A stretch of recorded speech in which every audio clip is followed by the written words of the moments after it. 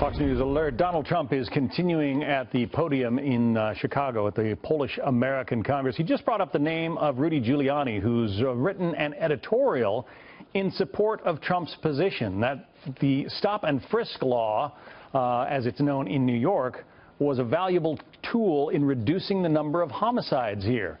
And homicides nationwide obviously are a huge problem. Some new information on gun violence just in Chicago. In just the last 12 hours, from yesterday through this morning, 6 people were shot and wounded.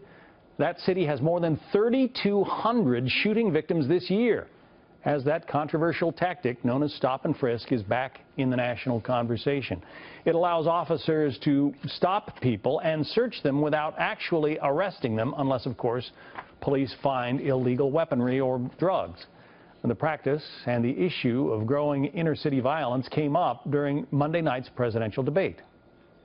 Stop and frisk was ruled unconstitutional in New York because it largely singled out black and Hispanic young men. No, you're wrong. It went before a judge who was a very against police judge.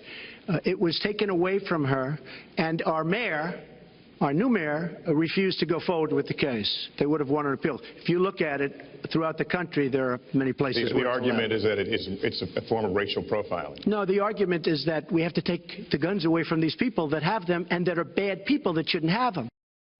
So let's get the legal perspective on stop and frisk, or a Terry stop, as it's known in many jurisdictions.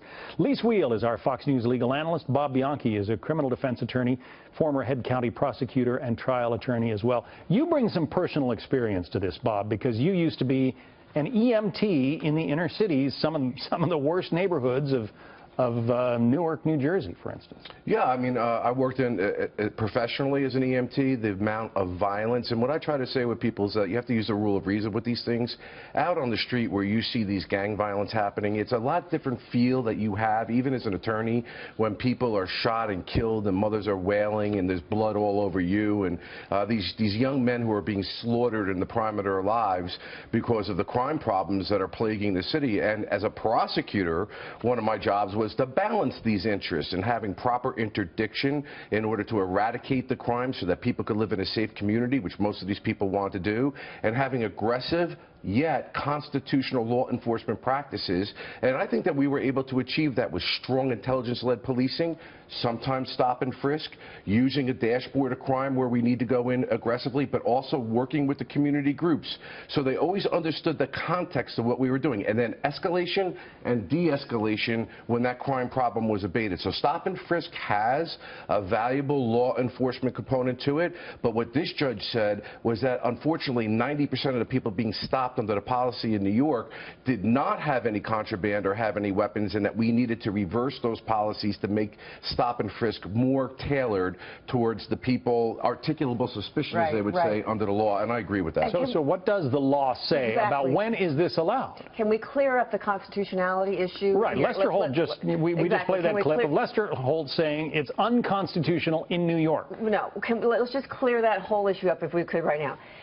The Terry stop, the stop and frisk issue, decided back in 1968 in an 8-1 decision by the Supreme Court, overwhelming, is constitutional, okay? That is still constitutional. It is still the law of the land. As a policy, it is constitutional. It is the way that it is applied that can be unconstitutional. If it has a disparate impact, basically a disparate impact against racial minorities, if there is a racial profiling which is going on, which is what was found to be happening here in New York by this judge, then the way it is applied can be held to be unconstitutional, right? But not the law itself. The Terry law, the stop and frisk law, has not been found to be unconstitutional as a law. That's the difference. Yeah, and I think that what happened here is you have to understand when Terry came out, it was saying that stop and frisk is an appropriate legal practice. This has been in law for 50 years. What happened was that some police departments like NYPD had organized stop and frisk, not on individual bases like what was going on with Terry. Right. And what this judge said, and I read this decision, and the judge was not anti-police.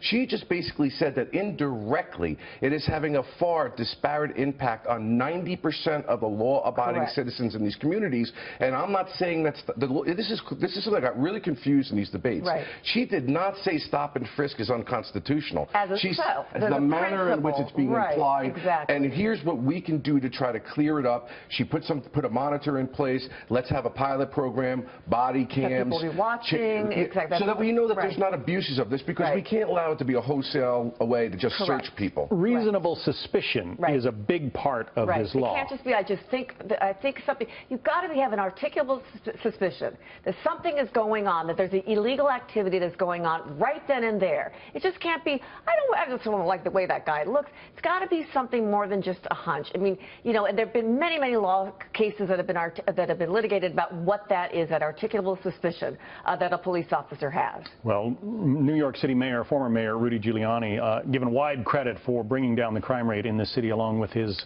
police commissioners. He's written an op-ed piece in the Wall Street Journal today about the legality and the intricacies of stop and frisk, so I would urge viewers to see that. Lisa Wheel, Bob Bianchi, thank you.